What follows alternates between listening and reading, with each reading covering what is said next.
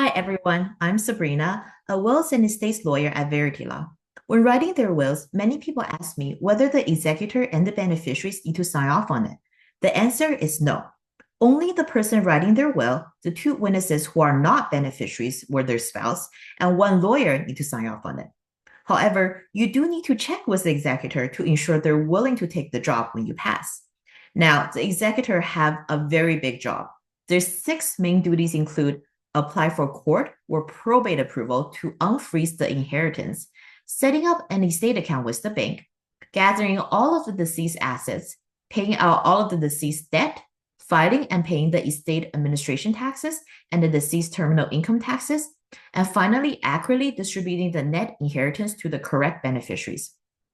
Due to the high technicalities and the complexity of those steps, many people will choose their estate lawyer to act as their executor. If you're choosing someone else, I suggest first briefly discussing this big job with them. Otherwise, executors can refuse to act for your estate even if you appointed them on your will.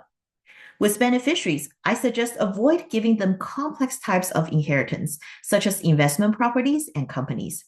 This is because the former requires managing or evicting tenants, and the latter involves navigating between the company's clients, employees, suppliers, and possible shareholders.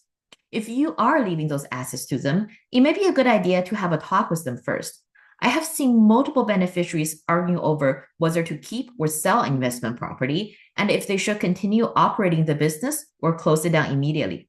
As a mother of two, I will hate it if what I leave to my children end up in them having conflicts when I pass.